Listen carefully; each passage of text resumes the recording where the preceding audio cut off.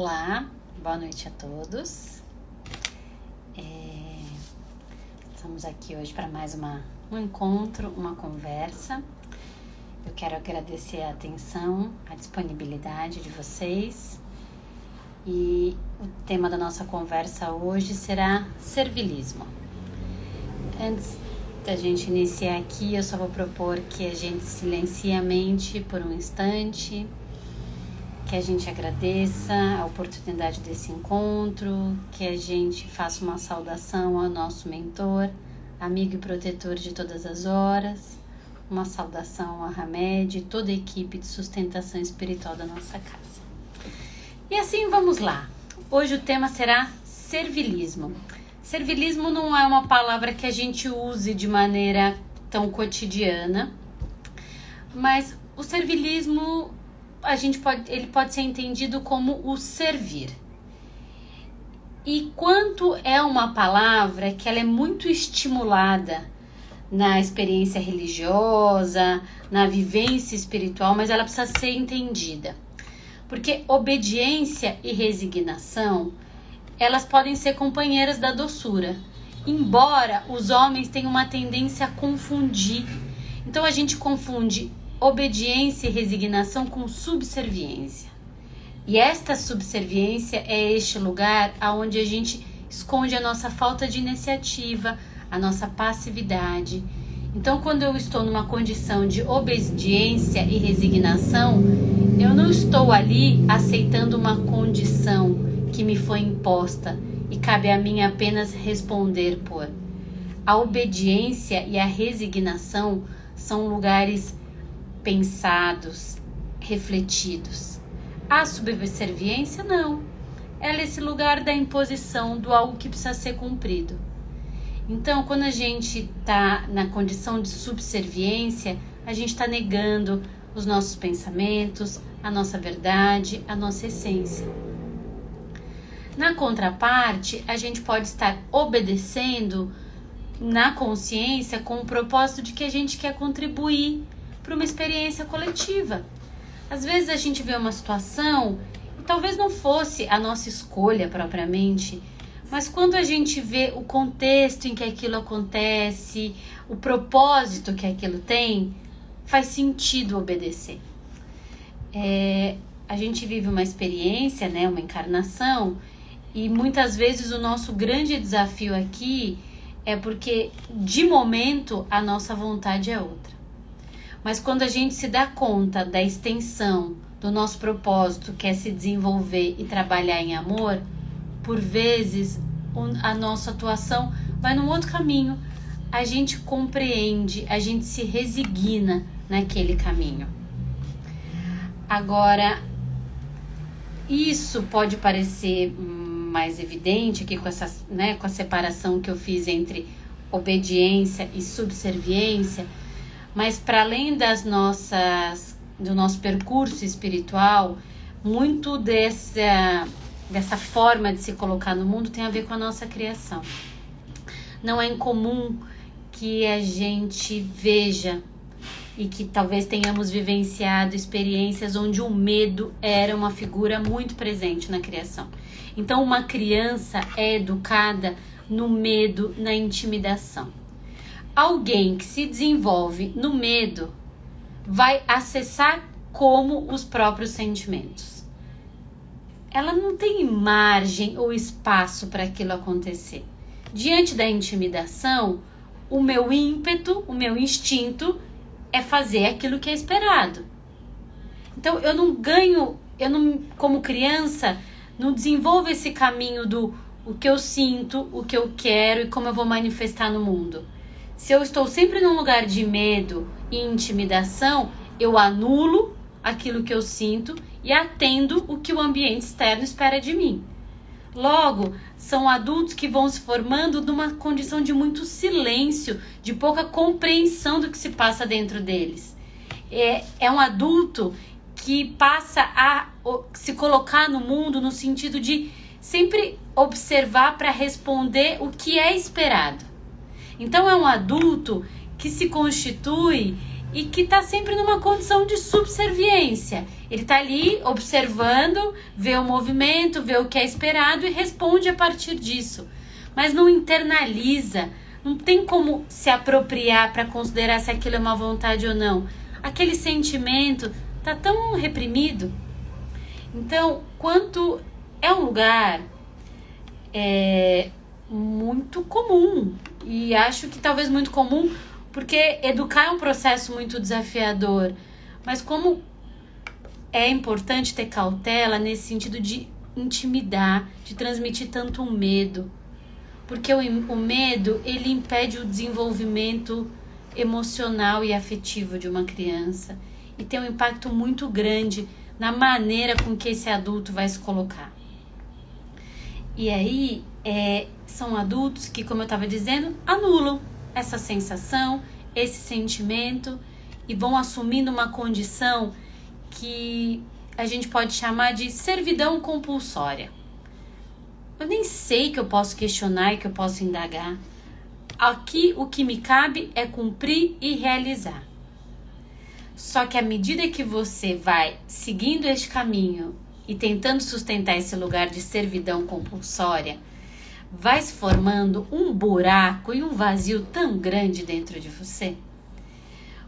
Primeiro porque, apesar de você estar ali sempre monitorando o ambiente para tentar entregar aquilo que te é esperado, cá para nós, por mais perspicazes que sejamos, a gente nunca consegue atender exatamente o que o outro quer. Então você está ali, abrindo mão, numa condição de subserviência do que você gostaria, e ainda assim o outro não se satisfaz.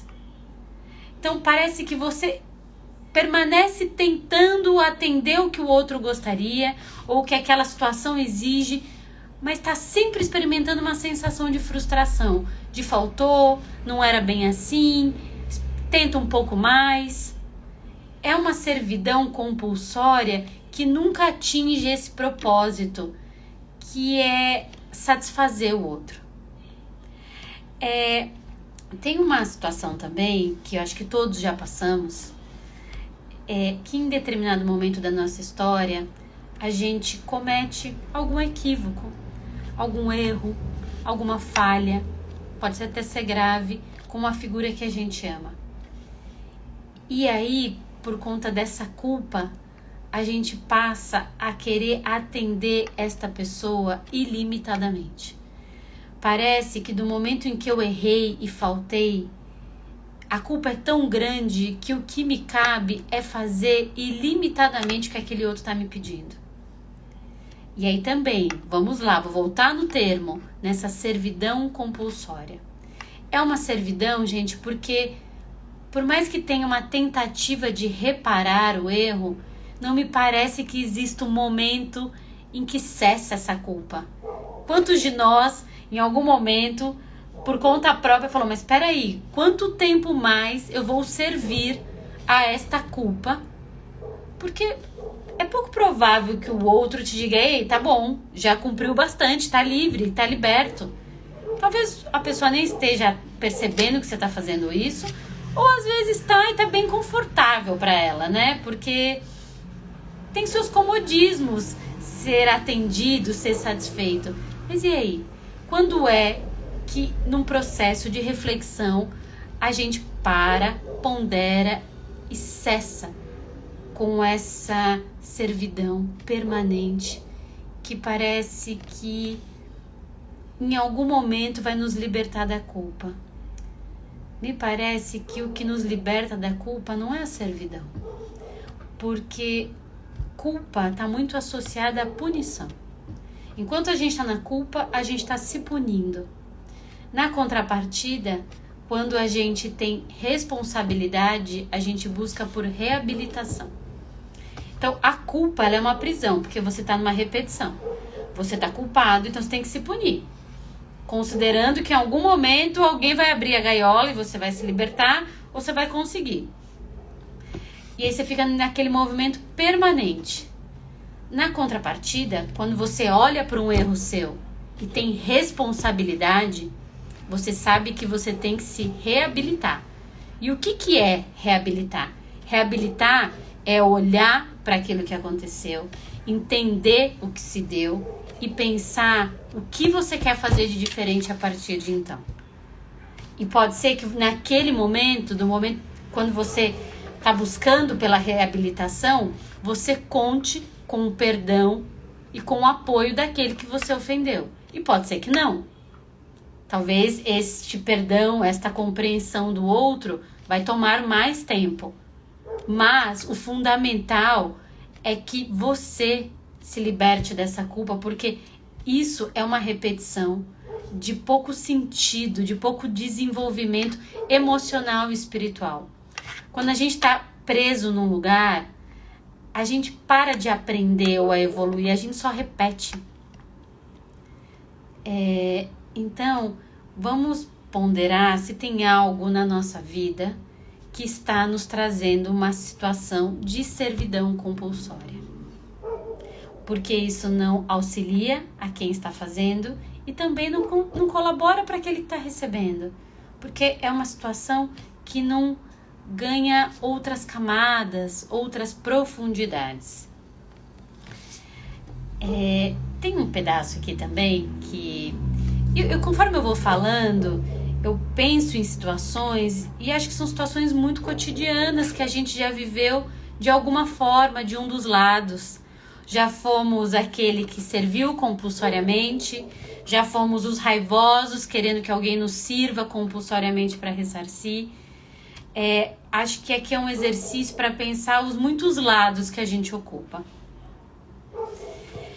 E tem aqui na nossa trajetória, acho que também já nos deparamos com pessoas que têm um tom muito autoritário, que têm um prazer grande que o outro execute as coisas da maneira com que eles gostariam.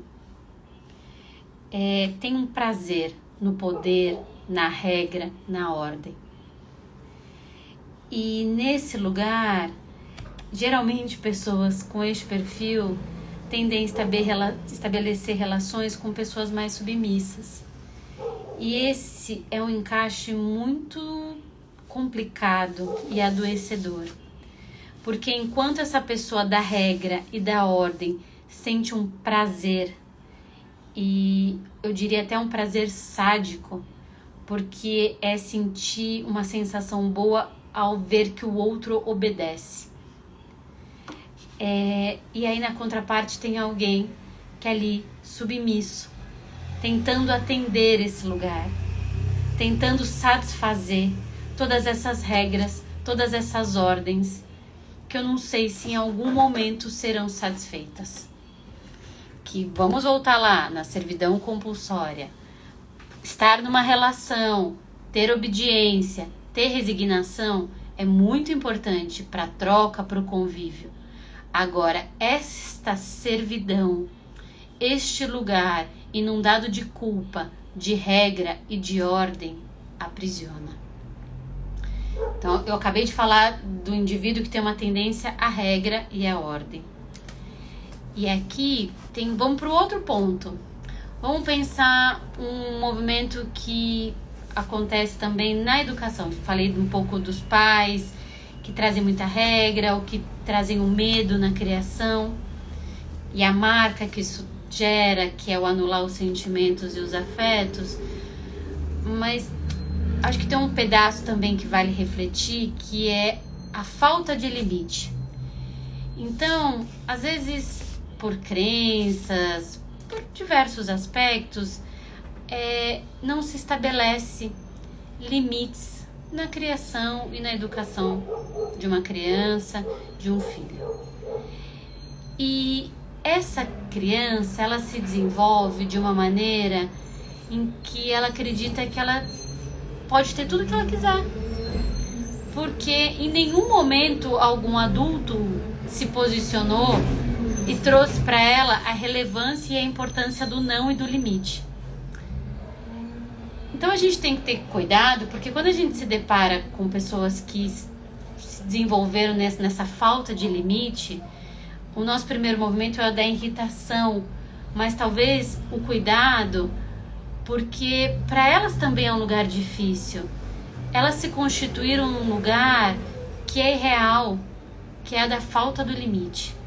Então aquilo está à minha disposição. Eu me formei acreditando nisso. E aí o que acontece é que ela estende isso para o mundo. Então, se me foi entregue tudo que eu gostaria, eu, de alguma forma, espero essa manutenção e essa obediência dos meus genitores. Eles não me deixaram faltar nada, eles me atenderam em todos os meus desejos, eles têm que seguir nesse lugar. E aí eu vou pro mundo numa formação de que eu vou ser atendido e vou ser saciado. E aí corro o risco de me tornar esse adulto que vai pro mundo cheio de ordens. Esse adulto que tá ali querendo estabelecer a regra e tá às voltas procurando alguém que se submeta, que sacie essas regras. Então, é um lugar muito complexo, porque dependendo do que a gente movimenta e do que a gente nutre nas nossas crianças, a gente está contribuindo para esse lugar. E não é propositadamente. Todo mundo está aqui fazendo o que sabe, o que pode, da maneira com que conhece. Mas a falta de limite também é um gatilho para a questão da obediência, da imposição ao outro. Então, vamos retornar para o início da nossa conversa hoje, que é o valor da questão da resignação, de quanto ser obediente e resignado quando eu entendo aquilo que está se dando, quando eu tenho a consciência e a compreensão do que eu estou vivendo, e mesmo que aquilo me contrarie de alguma forma, eu faço e realizo porque tem um sentido, tem um propósito, tem um anseio. Eu raciocino, eu sei o que eu estou fazendo ali. Na subserviência, eu estou cumprindo. Porque se eu for honesto comigo, aquilo não é a minha verdade. Aquilo não é a minha vontade. Então, vamos considerar que o subserviente, aquele que não sabe dizer não, é um mentiroso. E não um mentiroso de má intenção e de má fé com o outro. É um mentiroso consigo mesmo. Porque ele não acessa as verdades e vontades dele para executar as tarefas e o caminho de vida dele. Ele está ali atendendo ao externo. Eu brinco que a pessoa vai se tornando uma coxa de retalho. Só que você está ali, satisfazendo, atendendo ao mundo, entregando aquilo que é esperado. E dentro de você? Como fica cada vez que você diz um sim ao outro e na contrapartida um não a você? Como você se sente com o passar do tempo acumulando tanto não dentro de si? Como você lida com a frustração? Como você lida com a agressividade que isso traz? A mentira para consigo pode custar muito caro. Então aqui, qual é o equilíbrio? Falar sim é importante, não quero ser uma pessoa intransigente, mas o não também é fundamental. O não permite que eu constitua relações sinceras, genuínas e de amor. Essa questão que a gente estabelece de que o não é algo duro, é algo difícil, nos atrapalha no nosso amadurecimento emocional. Todos aqui já tivemos acesso a leituras espirituais, alguns já participaram de mensagens, de guias espirituais. Acho que ao meu ver, fica muito evidente como são muito amorosos, mas ao mesmo tempo muito firmes no que é certo, no propósito, na essência. Então são seres que ajustaram essa balança entre o sim e o não. é um servir no amor, não é uma subserviência do não importa, eu só tenho que cumprir. Jesus falava muito disso, né? Desse lugar da resignação, do amor. Quanto são elementos muito importantes para o nosso desenvolvimento. E até tem um pedaço que essa minha conversa hoje está pautada num capítulo do livro Renovando Atitudes, e que o capítulo se chama Servilismo. E ele diz: obediência é o consentimento da razão e resignação é o consentimento do coração. Que tenhamos um cuidado e um olhar de modo que consigamos estabelecer uma costura entre a obediência e a resignação. Que aquilo que a minha mente está pensando esteja associado ao que o meu coração está sentindo. Que eu tenha cuidado para perceber quanto eu me movo na direção daquilo do que eu sinto. Sei que a gente vive numa sociedade que não é possível fazer o que se quer sempre, não é disso que eu estou falando. Mas acho que um cuidado em que as ações estejam mais pautadas nesse consentimento do coração. Porque a gente vai se bananando, se misturando nas histórias, no desejo de ser amado e até no discurso religioso, e estabelece que servir garante que estejamos no caminho. E tomem cuidado, porque esse servir dissociado de razão e de coração pode estar te levando na direção de um caminho que não é a sua missão e o seu resgate aqui na Terra. Não necessariamente o servir afirma uma assertividade. Estejamos conscientes e atentos às nossas motivações internas. Sei que é um assunto complexo, acho que poderíamos falar aqui um bocado ainda sobre isso, mas vou encerrar por hoje. Quero agradecer a atenção de vocês, desejar uma boa noite, um ótimo final de semana.